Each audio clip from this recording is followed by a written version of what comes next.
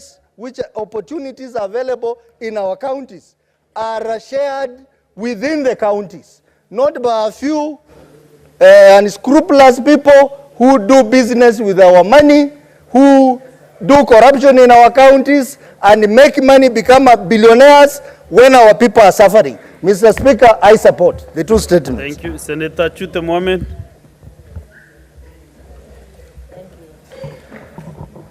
Thank you very much, Honorable Speaker. Let me take this opportunity to thank Senator Beth Siengo for highlighting the issues of the Dasanach community, which come from my county. They are in Northern constituency, but Honorable Speaker, these are people who are super minorities. In Marsabit, we have people not only marginalized, super marginalized, to an extent that even Kenyans don't know if there are people called Dasanach. If you Google today the Dasanach community, these are people who have been there for many years.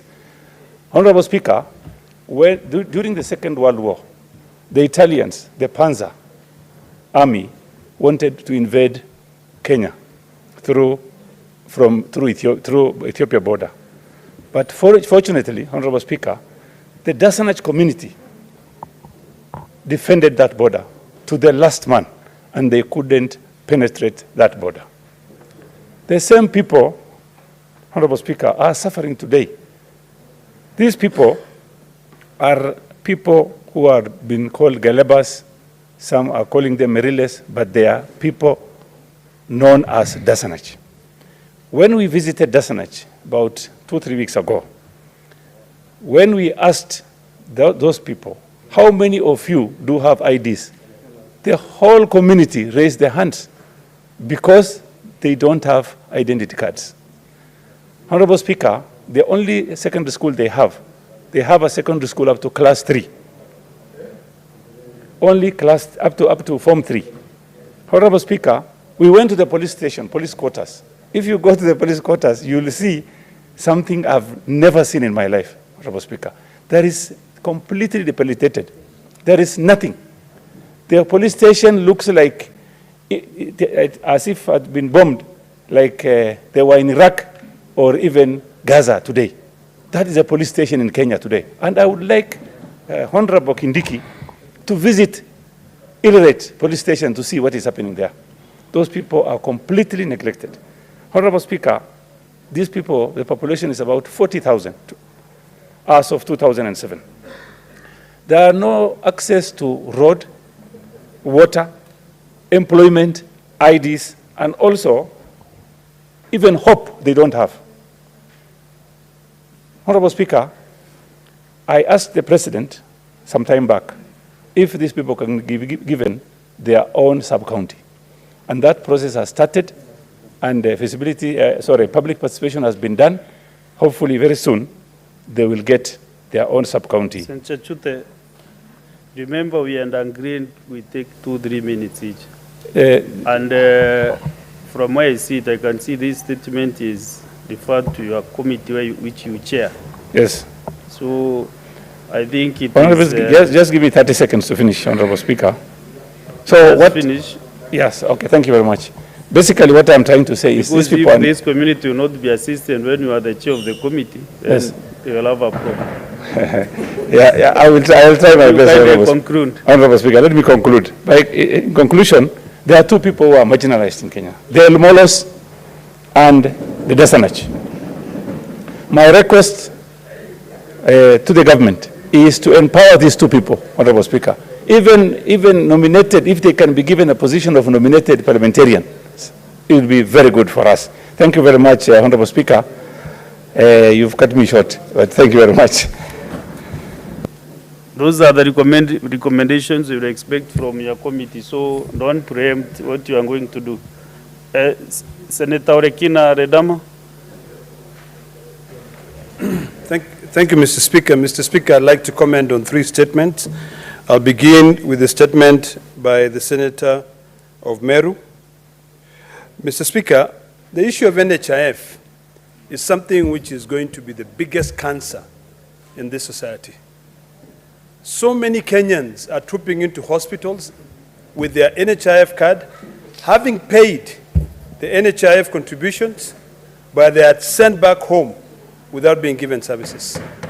Mr. Speaker, as of June last year, NHIF owed hospitals, both private and public hospitals, about 10 billion shillings. More than, out of the 20 billion shillings, of the 20 billion shillings, 11.1 billion shillings was released by Treasury to pay the NHIF so that they can further pay the capitations or refund the capitation to the hospitals. Mr. Speaker, 4 days ago, the Cabinet Secretary of Health stated that the National Treasury had released an additional 1 billion shillings to be able to pay these hospitals. We all know that this House and the National Assembly passed a new SHIF Fund Act, which essentially means that we are now winding up the services of NHIF. Yesterday, Mr. Speaker, when we were doing our oversight in Nairobi County, the hospital, Mbagathi Hospital, the CEO lamented and complained heavily that they are now being crippled down by NHIF because NHIF is not paying this hospital.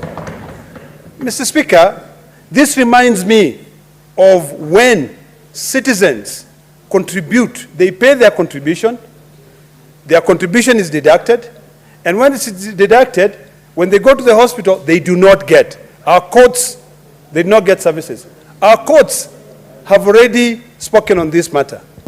In fact, last year, there was a citizen who the court ruled that he should be refunded all his NHIF contribution.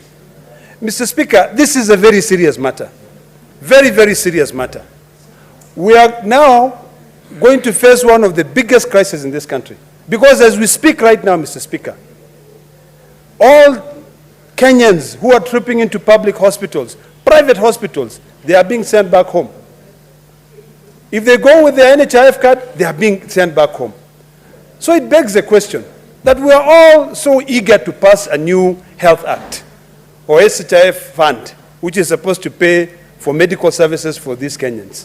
What will happen to these hospitals which are supposed to provide services when you now go into the hospital with a new card of SHIF, yet you have another card and that hospital is owed over $1 billion by NHIF? This is a crisis, Mr. Speaker. I know, Mr. Speaker, you brought this statement as a statement, but this is one of those things where we say we should convert it into an inquiry. Because it only means that either our county governments are not remitting the deductions to NHIF, or once the money gets there, the money is diverted to other things. This is a very serious crisis. And all of us seated here should be very worried about the outcomes. Mr. Speaker, the second statement that I'd like to comment briefly on is on the issue of fake fertilizers. Mr. Speaker, this is very interesting. A couple of days ago, I saw packets of supposedly unga or flour being disposed of in Naivasha, but it was part of the fake fertilizer. And people were being asked now to eat that fake fertilizer. Mr. Speaker, there was an expose of a factory along Nakuru, the highway, that was putting soil into bags and sealing them and selling them as fertilizers. Mr. Speaker, is this a country that we live in? A country that has got institutions. It's got ESCC, it's got NIS, it's got the CID. What exactly are we telling our Kenyans? Mr. Speaker, we as legislators must now, this is what it calls for us to convert even this House into a full House committee to be able to investigate these matters. Everyone is complaining. Life is difficult, yet you are still selling them fake fertilizers. What exactly are we telling Kenyans? That we are a man-eat-man society? Finally, Mr. Speaker, the last statement that I want to comment on is the statement brought by Senator Mudhama. This is a very important statement, and all 47 elected senators really ought to pay attention to that statement. We have pending bills amounting to 156 billion. These pending bills, which are over 156 billion, did not start yesterday. Some of them date back to 2013. The most important thing and the committee should do is, number one, is to call for the registry to provide CR12 of every single company doing business with counties. You'll find that in a county like mine of Narok, you know, one family owns all the businesses. Mr. Speaker, is that really wise? So we're accumulating all these pending bills. You know, once a contractor has completed their work, the controller of budget is requested to remit money, but once the money gets into the county government, it is diverted to pay for other services not rendered. This is a very serious matter, Mr. Speaker. So I would like to request all the 47 elected senators to follow the footsteps of Senator Mudhama. Demand for budgets, demand CR12 for all the companies that are doing business with your counties. You'll be surprised. You will see that all the money is going in one pocket. One pocket. This is a shame. Thank you, Mr. Speaker. Honorable members, my screen is full, but we really need to move out of this because our time is now 4 minutes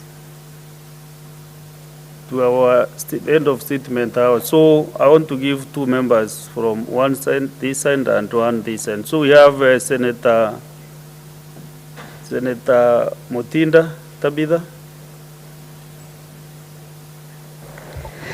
Thank you, Mr. Speaker.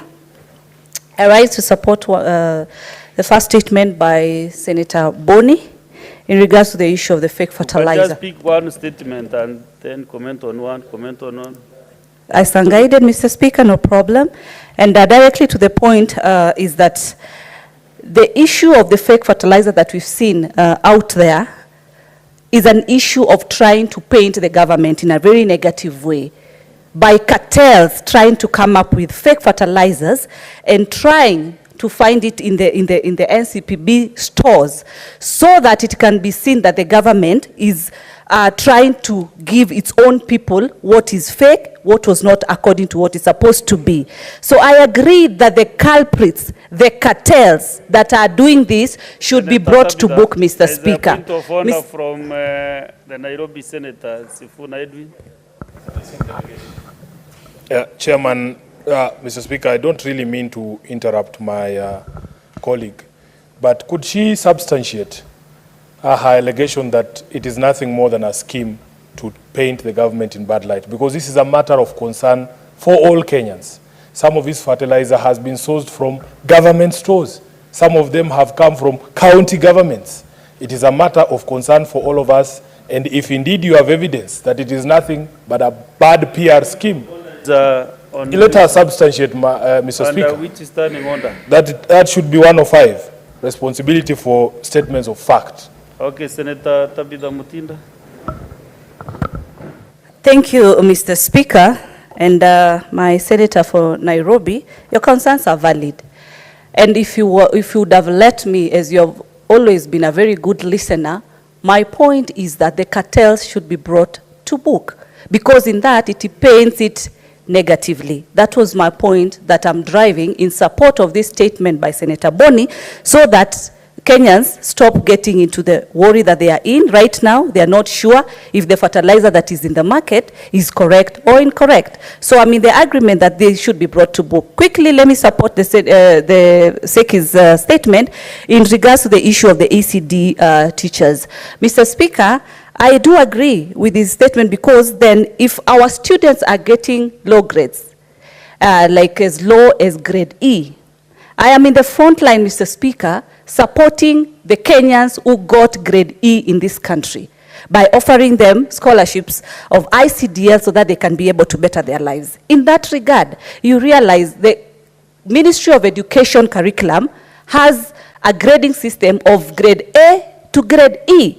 But then where do we leave our students who have not been able to score the highest grade, and they have scored the last grade, and yet they contribute to the economic empowerment of this country? It's very key. Lastly, to Senator Modhama's statement in regards to the pending bills, I want to state that as the Vice Chair of Finance and Budget, I've asked our clerk to be able to submit all the pending bills for all the counties, because we've realized all elected are asking for the pending bills, which is very important, which we agree. And also further to the issue of the CR12, we can't wait to be able to fast track this, and I would request actually if you would actually not only ask for Machakos County. I know as we speak the allegations of the governor of Vinyandeti, they are doing business with the Sun. It's an allegation, it is all over in the social media, and it would be prudent if actually we do not execute for Machakos County, but for all the 47 counties, so that we can be able to get an all-compassed report in our committee, and you can be able to share with all the members. Thank you, Mr. Speaker. I think you've been overtaken by events. You did not match our speed of concluding. So, let's get Senator Zen, and then the two important leaders, the deputy minority leaders from both sides, will conclude this.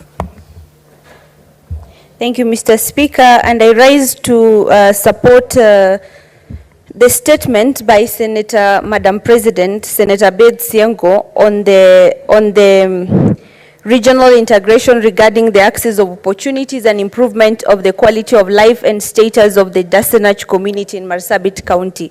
Mr. Speaker, coming from a very marginalized community, I want to reiterate and add onto the voice of the Senator for Marsabit County that the Dasenach community are super marginalized. Mr. Speaker, this is a community that spans across 3 countries, that is Ethiopia, South Sudan, and Kenya.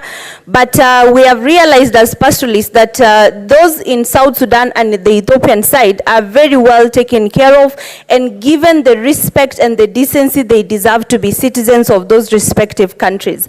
But Mr. Speaker, the ones in Kenya are living under complete marginalization, abject poverty, and they are actually, they fit to be living like wild animals. Mr. Speaker, where the Dasenach people live, I know coming from Samburu County that they are my neighbors, and I know that most of them do not even go to school. They are just living like headless chicken in the forest, and it is unfair for us to consider our nation a sovereign state that is taking care of its citizens when we do not ensure inclusivity of all marginalized communities. Mr. Speaker, Article 100 of our Constitution provides for advocates for promotion of representation of marginalized groups and gives marginalized and minority groups, and gives Parliament full power and responsibility to take care of these marginalized groups by enacting laws that protect protect them, Mr. Speaker.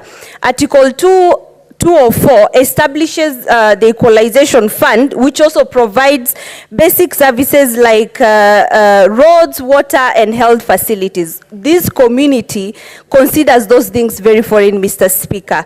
And Article 56 also states that the state should put in place affirmative action programs. Like the other day we were just discussing about the equalization funds, and these are the communities that were actually in my mind while I was trying to argue this. Mr. Speaker, marginalized and minority groups should be given the right to participate in governance and given special opportunities in education to restore their decency, their human decency. Mr. Speaker, I know that some may argue that the Dasenach people maybe have dual citizenship, belong to Ethiopia more than in Kenya. But our constitution equally gives right to dual citizenships, and through that, Mr. Speaker, we need to take this matter with the seriousness and urgency it deserves. And I'm so happy that the matter has been referred to the Committee of National Cohesion, which is chaired by the Honorable esteemed Marsabit County Senator, and these people come from their community. So I beg that whatever report they come with, we support it fully as Kenyans, because we cannot be proud to be a majority community without taking care of the marginalized community. Thank you, Mr. Now Speaker. you are debating a statement, you know. Deputy Majority Leader. Thank you. Thank you, Mr. Speaker, sir. Thank you for giving me this opportunity. And I want to support Senator Harwale's statement. And I know even why Senator Tabitha is also struggling to talk, and the Deputy Minority Whip trying to correct. Because being in this side of the government, and you see what is happening on the ground, it is a shame. It is really big shame that we can allow fake fertilizers to be distributed in Kenya. And we know what that means. It's about food security. When it means food security, it will affect all of us, even those who are selling that fertilizer. So, I know Senator Olekina has mentioned about a Nakuru company that we also in the media. But you know who was running that story? It's Ananamo, and everybody knows when Ananamo runs a story, you need to revisit the story again, once again. So I'm on it. I'm really on it because it comes from Nakuru County. I'm on it to ensure that whatever Ananamo said, it is true or it's false. And I will bring it in this house because I come from Nakuru County. And you know, Nakuru County Senator is who? It's the one who is watching day and night to ensure that Nakuru County does what is required. We must set a good example in this country. That will be number one. We will ensure that our county, if you want to know how counties are governed, you will come to Nakuru County. Thank you. So I'm there, and I'll ensure that I bring that here to ensure that I can see that company that was mentioned by Alan Namo. And we know who is Alan Namo. So you all know him, what he does. We deserve to have all the information. So let's get all the information so that we don't get lost and we don't even say things that will make us sometimes look stupid. So I'm on it, and I'll bring it here to ensure that we all know what is happening. Thank you. Lastly, but not the least, Deputy Minority Leader. Honourable members, Senator Boni Karwari. Honourable members. Mr. Speaker, this is a House of Records. And as a journalist in this country, Mr. Speaker, I think it is also important that we also protect the industry. I don't think it's fair and right to despise a practicing journalist in the manner that I've heard Alan being despised. The Speaker, that is not right. But having said that, the Speaker, I will be very brief on the comments for the statement sought by Senator Boni Alwale. You know, the Speaker, we are talking about fake fertilizer, and I think we are getting it wrong. What we are dealing with is not fake fertilizer. It is stones and donkey feces. That's what we are dealing with. Speaker, you know, when you say fake fertilizer, somebody may think that there are elements of fertilizer in that substance. They are resident, Mr. Speaker. This country, Mr. Speaker, we have had many scandals around the fertilizer subsector. And in most cases, there has been issues to do with overpricing, hoarding, delivering fertilizer too late to be of any benefit to farmers. But what we are dealing with now, Mr. Speaker, is a new law that we have sold the National Cereals and Produce Board depots have been used to store and distribute stones and donkey feces in the name of fertilizer. Mr. Speaker, Mr. Speaker, in a functioning democracy, the NCPB boss... There's a point of order from the majority leader. And Mr. Speaker, understanding order number 105, Senator Wambua knows that as you go on record, we need to be factual on the statements. We have all followed this fertilizer, fake fertilizer scandal, or whatever you may want to call it. But up to now, Senator Wambua, I don't think that there has been any clarification or confirmation that a farmer went to NCPB store and bought fake fertilizer. The fake fertilizer that is in distribution and all the stories that I have watched, because I've followed these stories so far, are people that are tricking farmers and telling them, as you wait for government, I have others on the side which I can give to you. But to bring down a reputable institution like NCPB, Mr. Speaker, for whatever gain, I don't think, Mr. Speaker, that that is fair. Unless Senator Wambua wants to table before this House a confirmation that he has bought fake fertilizer from NCPB, Mr. Speaker, then we will be convinced. But as it is, Mr. Speaker, I'd wish that he confirms to this House. He can carry on like the rest of the colleagues and everybody who's concerned, but tread within the realms of logic and being truthful, Mr. Speaker. so, Senator Wambua, can you clarify or substantiate that statement? Mr. Speaker, you know I respect the majority leader. I don't understand where he's coming from, because it's a matter in the public domain that farmers have complained that the fertilizer that they have received is not fertilizer. And I will repeat it again. It is stones and dung feces. Secondly, Mr. Speaker, wait, Mr. Speaker, you know we can only speak through you. So why can't relax?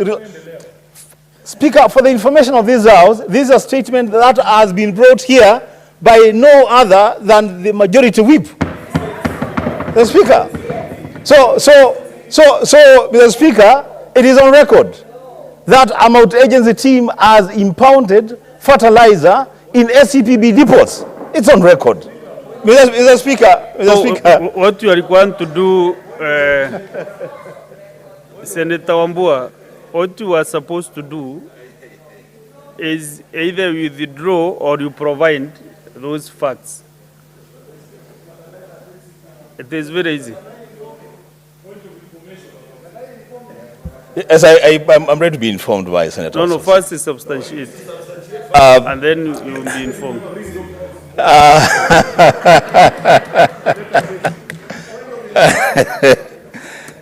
Speaker, the level of agitation with the majority leader is scary. Mr. Speaker, for purposes of making progress, let me withdraw that statement. So that we make progress. You are always gentleman. Yes, proceed. Let's make progress, Mr. Speaker. Mr. Speaker, I still insist that the Kenya Bureau of Standards and the National Cereals and Produce Board have a responsibility and a duty of care to farmers in this country, Mr. Speaker. That because they are the state agencies through which this all-important commodity is processed and distributed to farmers, they must ensure that the product that gets to the farmers is legit product, Mr. Speaker.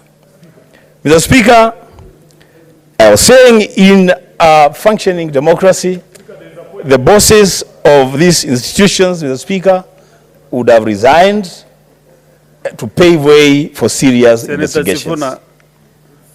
Senator Sifuna, avoid speaking on behalf of other members. Please. Senator Sifuna, you have been doing so well the last few weeks, but now I can see the good things you have been doing. You want to... So continue. Mr. Speaker, let me... Senator Enoch Wambua is well informed. Very, very well informed. I don't Mr. Speaker, I wouldn't mind being informed by Senator Sifuna or Senator Ososi, because they are consumers of fertilizer, Mr. Speaker. No, and they are farmers, Mr. Speaker. They are farmers. They are farmers. Senator Wambua. Senator Wambua, can you conclude kindly?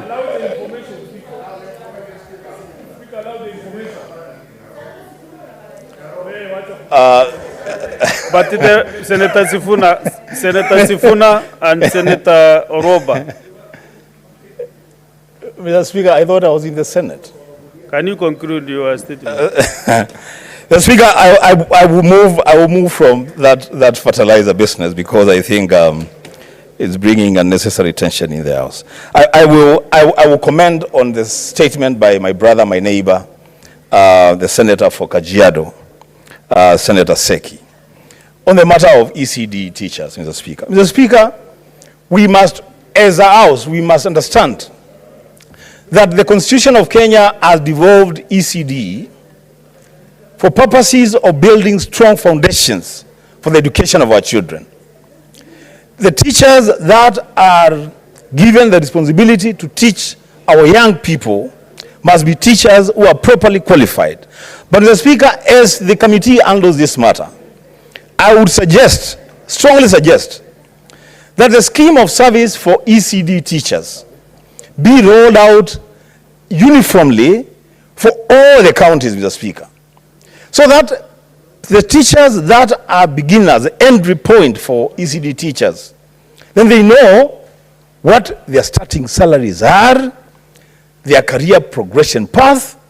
Mr. Speaker, an ECD teacher in Kitui County today should aspire, and rightfully so, to be a university professor in 5-6 years, 7 years to say. But Mr. Speaker, the situation as it is now, the ECD teachers are being treated very, very badly by almost all the county governments in this country. I come from a county, Mr. Speaker, where somebody has woke up in the morning and decided to cut the salaries of ECD teachers and send others home without following procedure. Mr. Speaker, on that matter, I think the committee should take it very, very seriously. Lastly, Senator Kavindu, I thank you for daring to open a can of worms, because that's exactly what you have done. For daring to lift the lid on the level of corruption and theft of county resources by county governors and their families and their cronies through companies that are registered either directly under their names or through proxies. Mr. Speaker, I would urge the committee to which this statement will be committed to invite senators from all the 47 counties so that we look at the rot in our counties and expose the theft that has been taking place for all these years. Mr. Speaker, I support the statements and ask my brother, Senator Majority Leader, to relax. We are okay. We are okay, Mr. Speaker. Thank you. Senator Kinyua, let's get your statement under 52.1.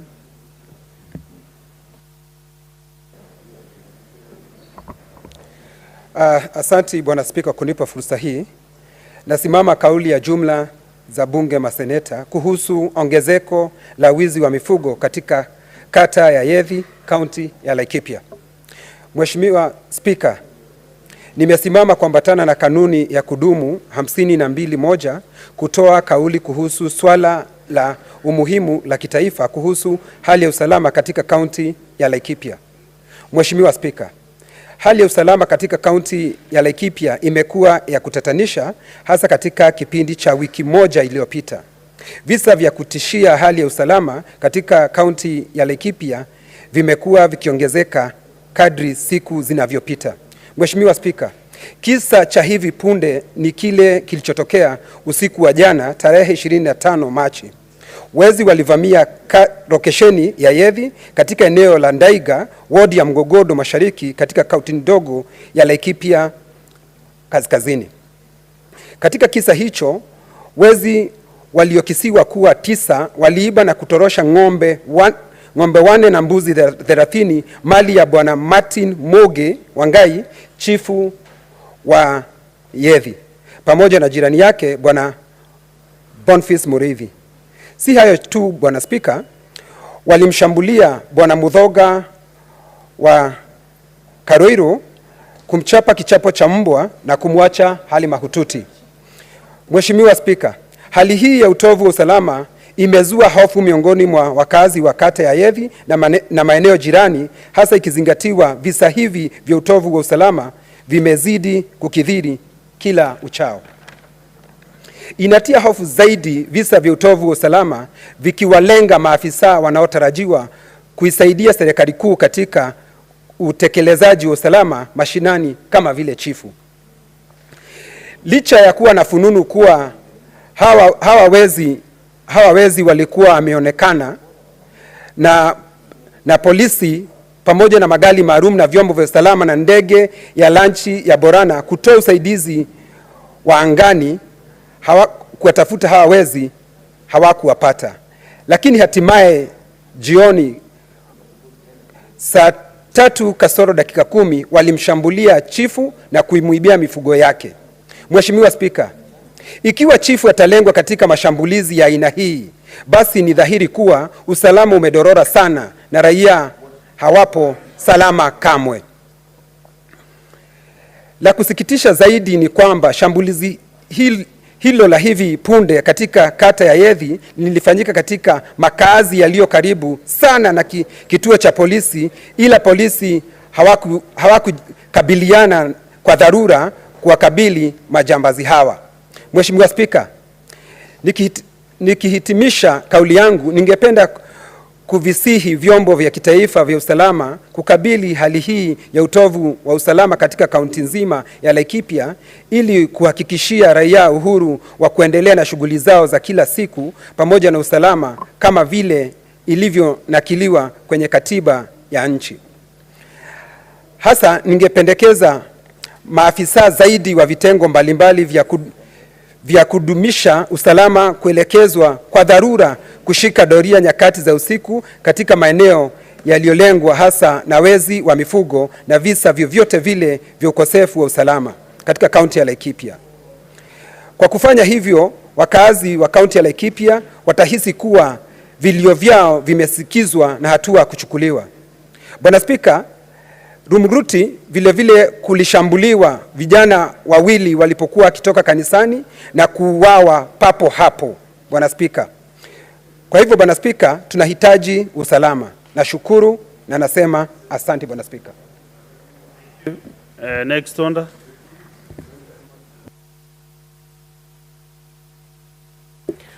Order number 8, the Local Content Bill, Senate Bills number 50 of 2023, first reading. A bill for an act of parliament to provide for a framework to facilitate the local ownership, control and financing of activities connected with the exploitation of gas, oil and other petroleum resources, to provide a framework to increase the local value capture along the value chain in the exploration of gas, oil and other petroleum resources and for connected purposes. Next order. Order number 9, the County Boundaries Bill, Senate Bill number 6 of 2023, second reading.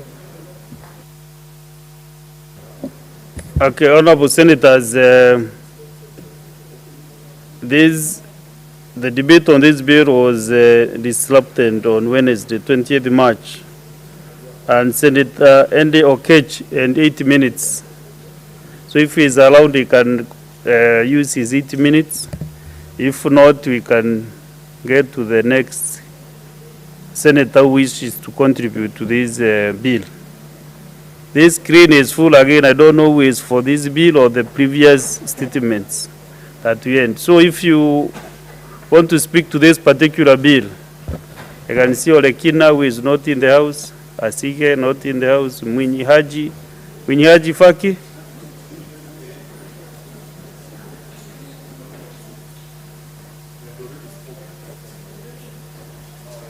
This is the County Boundaries Bill, Senate Bills number 6 of 2023. That's what I'm asking.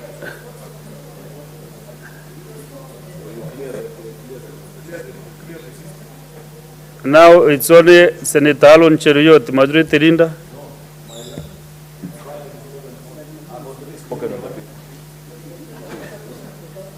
You are the then okay. We have Senator Ososi Godfrey, but I can see you. You spoke twice.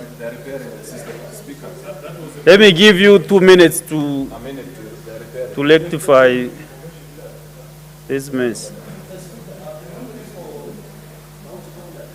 Oh yeah, Senator Chalge Samson. To county boundaries.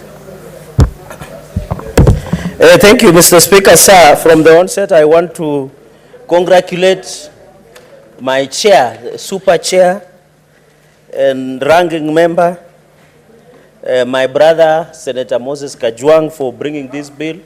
I think this bill, Mr. Speaker, is long overdue. Mr. Speaker, this bill will cure a lot of challenges that we have seen, Mr. Speaker, over time. Mr. Speaker, I want to say as Nandi County, we want this bill to be enacted to law.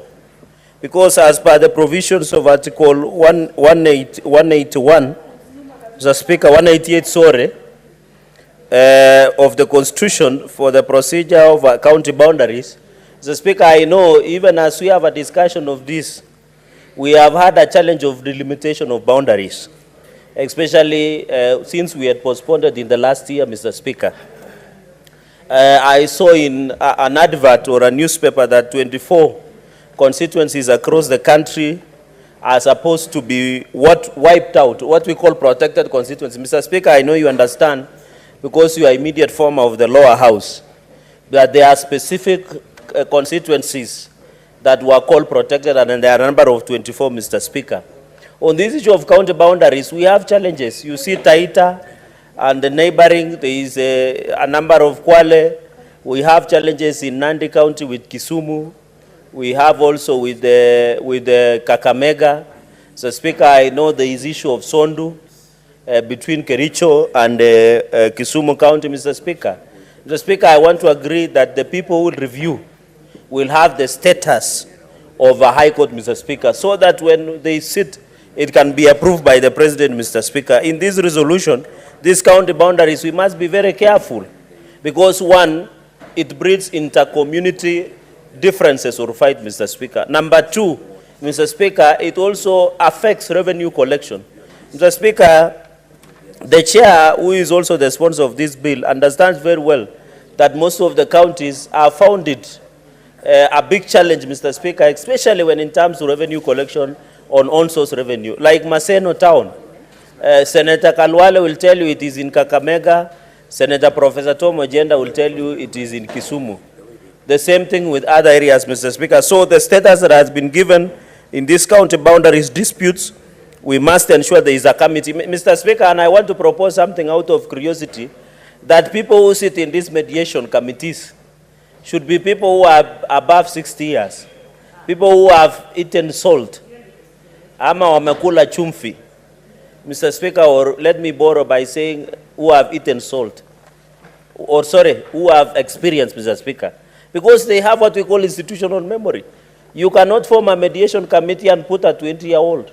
You know, these things also need reason, sobriety, it needs veterans, and I can see Senator Faki is excited, because these are people who become repository of history and wisdom. So on this mediation committee, Mr. Speaker, while I agree that we must have a reflection of women, young people, majority should be people who are old enough, who have experience, who have background in issues of land adjudication, who have legal background, Mr. Speaker. But at the end of the day, we must ensure that this mediation committee is well properly, Mr. Speaker, and also form mediation committee that people who have a good track record. You know, in Chemase, for example, where we check Kisumu, there is what we call Peace Corps, Mr. Speaker. Mr. Speaker, and clause number 12, because I'll just make 5 points, is powers of the committee, they should be given, so that we summon, Mr. Speaker, we resolve. It is the intention of this law that has been proposed, Mr. Speaker, to resolve the challenges. And when they have the status of the High Court, it will have the status of as the same as Senate, Mr. Speaker. they will enjoy the quasi-judicial powers, Mr. Speaker, to ensure they summon and ensure any witness, Mr. Speaker, especially on boundary issues, Mr. Speaker. Mr. Speaker, on the issue of petition, of course, this is a right, Mr. Speaker, given to every Kenyan, Mr. Speaker, and I want to say this. I saw somebody saying, Mr. Speaker, that representation, we represent Kenyans. You can ask something about Nandi, I can ask about Meru, Mr. Speaker. The petition to Parliament is, everybody can do it, it's an obligation, Mr. Speaker. We should not be worried that so and so has petition, therefore it should be treated like that, Mr. Speaker. And all this, and I'm like clause 17, it has said even a senator, an MCA, a member of county assembly, and any other person, Mr. Speaker. In the issue of IEBC, I know at the moment, Mr. Speaker, and I know the change at the chair, is that at the moment, we're having challenges in the constitution of IEBC, Independent Elections Boundaries Commission, Mr. Speaker. I remember we were somewhere where we are doing selection panel of IEBC. They were supposed to recruit commissioners. Because of the NADCO reports, we were being told we wait and hold on, Mr. Speaker. But are you realizing that the number of wards and constituencies like Banisa and the rest do not have members of parliament? So where do we disfranchise?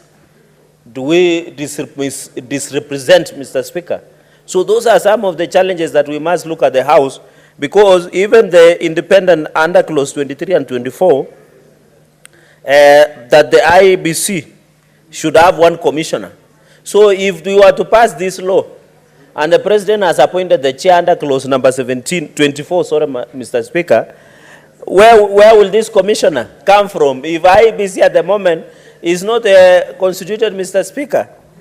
And we are waiting for the NADCO report to be implemented, Mr. Speaker. So I think as a country, and I'm happy there is National Land Commission, PS representing physical planning, PS licensed surveyor, a number of secretary practicing advocate, Mr. Speaker, so that they can agree. And of course, qualifications are obvious reasons, Mr. Speaker. And of course, conduct of and removal from office, Mr. Speaker, inquiry. That is what I want just to react on. Second last point in the clause, a commission established under shall within 90 days of receipt of the petition. Mr. Speaker, since boundary is sensitive, I would propose that 3 months is a bit shorter. Because if you are looking at historical boundary issues, you cannot tell me 90 days is sufficient. I would propose, and I wish, Mr. Speaker, the sponsor of the bill would be very keen and listening as I dispense wisdom on this. The Speaker should listen carefully, and he should have a notebook and a pen, because I am making Solomonic directions from here. Mr. Speaker, on the issue of petition, I think looking at historical issues, including even injustice, and you are the chair of JLAC, and you understand this, 6 months should be sufficient. I think 90 days is not, it's not, so that you get into in-depth of the challenges. And therefore, I propose, because you might have to listen, you know, Mr. Speaker, I happen to be taught by Kisumu Senator, and he has written a book called Conveyancing. When you read the first line in the foreword of that book, it says, land is an emotive issue. It goes ahead and say, land is identity of a real man. In my culture, if you do not have land, and even African setup, you are nobody.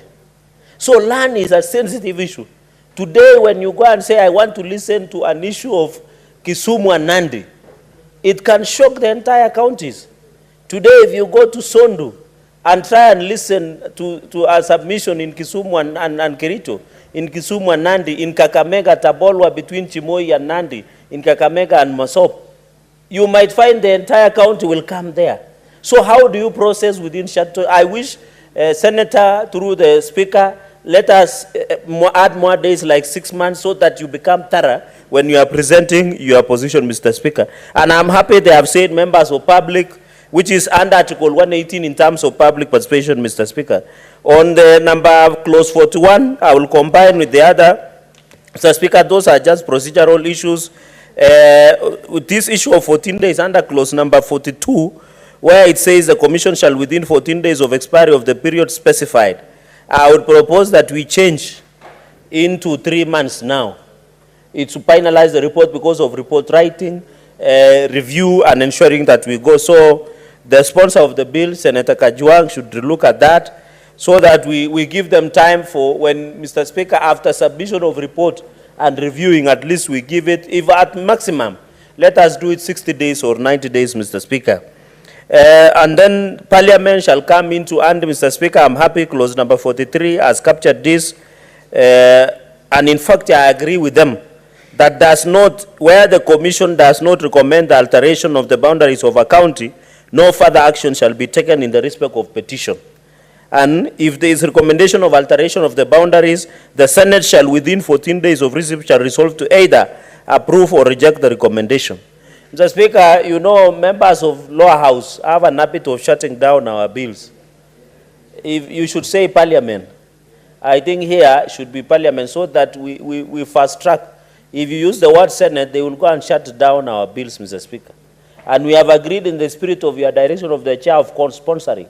We can agree, we put here, instead of Senate, we say Parliament, so that, because when you are telling boundaries, those boundaries are within those constituencies.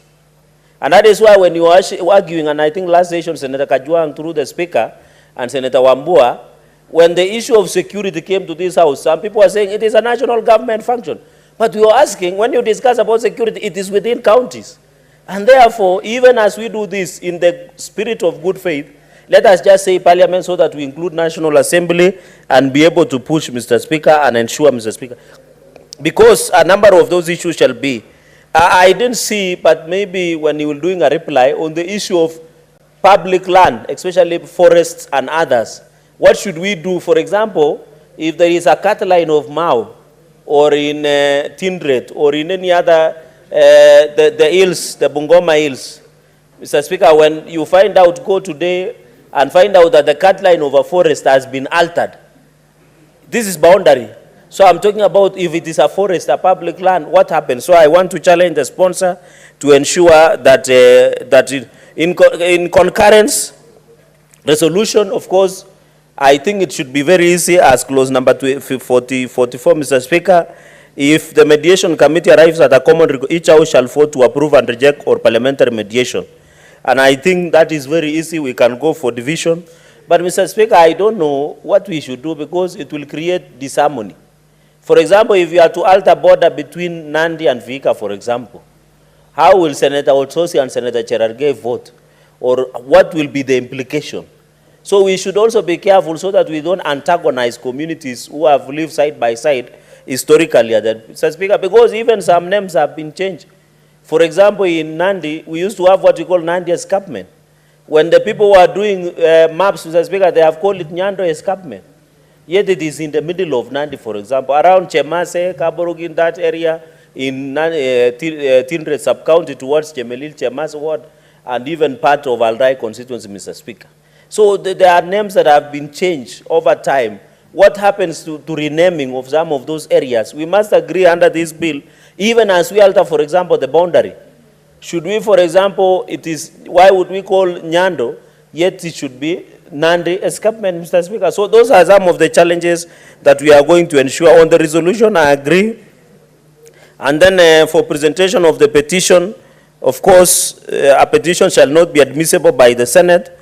But I thought it should be a petition shall not be admissible by the either house, either Senate or National Assembly, where a general election to be held within 1 year. I think, Senator, through you, Speaker, Senator, the sponsor of the bill should look at the wording so that, you know, the Constitution says, Mr. Speaker, and you are an authority on this, it is Parliament is comprises under Article 93, both National Assembly and the Senate. And even in terms of public presentation of petition, you can either present a petition to the Senate or National Assembly. So we should be careful so that we don't give order to our brothers in the lower house of having a habit of shutting down our bills, Mr. Speaker. Mr. Speaker, by all and large, I want to agree with the bill. I hope when it comes to the Committee of the Whole, and thank Senator Kajwang, I hope this time round, with the spirit of your office of co-sponsoring, and the interpretation of Article 113 in terms of money bills and other challenges, Mr. Speaker, I hope in this time round, we must, as a parliament, allow this to pass. This is what will spur the issue of boundaries. And ask the National Assembly, they should be busy ensuring that IEBC is reconstituted, Mr. Speaker, so that these constituencies that are supposed to be called protected constituencies, Mr. Speaker, they should be working with us to ensure IEBC is properly reconstituted, so that when we pass such laws, there is a way, Mr. Speaker, that they can ensure that going into the future, Mr. Speaker. Mr. Speaker, of course, the schedule and how this has been done, I don't know where Senator Kajwang got all this, but I want to believe it is probably 1992 districts map that has been used in 1992 Act on the issue of district and drawing boundaries, Mr. Speaker. So, Mr. Speaker, and I want to say, and you know these counties are intertwined. Over the weekend, I was in Kapcherop. Kapcherop is a border, a forest that borders Pokot South, it borders Moiben, Mr. Speaker, and it borders Cherangani, Kitale, and then it borders on this other side, Marakwet West and Marakwet East, Mr. Speaker. So it is, these communities are the same. When you meet Maasai of Kenya and Maasai of Tanzania, they are the same people. When you go to Mount Elgon, you have Kalenjins of Kenya and Kalenjins of Uganda. So these boundaries were just put there by our colonialists too. But I want to ask Kenyans, even as we pass this, let us not it be a way of dividing us as a nation. It should unite us and ensure that we have a more civil and decent way of ensuring boundaries issues is going to the future, Mr. Speaker. Mr. Speaker, with all those many remarks, Mr. Speaker, I want to support this bill and also assure the Kenyans that we shall do what necessary needs to be done and allow this nation to move into the future, Mr. Speaker. And also send my condolences, Mr. Speaker. There is a famous TikToker that was being buried today, Mr. Speaker, called Brian Chira in Kiambu, Mr. Speaker. We commensurate with their family and friends, Mr. Speaker, and ask young people to be responsible with their lives and to be careful, especially when we go to Reverend around the city and our towns. Mr. Speaker, with those bearing remarks, I support and congratulate Senator Kajwang and wish him well with the bill. Asante sana. Senator Beatrice Ogola, she's not in. Senator Ekoma James Lomenen. Mr. Speaker, sir, I support this bill with amendment. Mr. Speaker, sir, if you find what is happening in West Pokot, Turkana County, Samburu, Marakwet, Tarakaniri, Senator Kinyua, you will Senator find... Kinyua, Majority Leader, please consult in silence if there is anything of the sort. Consult in silence if you must. Thank you, Mr. Speaker, sir, for protecting me. This is a very important issue. Mr. Speaker, sir, most of the killings that happen in the northern part of Kenya is due to these boundary disputes. People have imagined boundaries. Leaders have imagined boundaries. What happens, Mr. Speaker, sir, because of the livestock in these counties, the pastoralists follow the livestock, and the livestock do not know the boundary. So, they don't understand the limitation, the demarcation, the whatever. They are supposed to be led. Mr. Speaker, sir, why I need the amendments? The Districts and Act of 1992 was not, most of the leaders were not involved. Those people who participated in District and Province and District Act of 1992 some leaders were not, did not participate. For example, Turkana leadership were not involved in the limitation, decision of the boundary in 1992. But in 1963, they are very comfortable because all the size of the county, they are very comfortable. So, Mr. Speaker, sir, what we say, the sponsor of this bill should consult all the bills, all the acts that are available, from that of 1984, 1989, 1982, 1992, all those acts we bring together. The other thing, Mr. Speaker, sir, what is your point of order?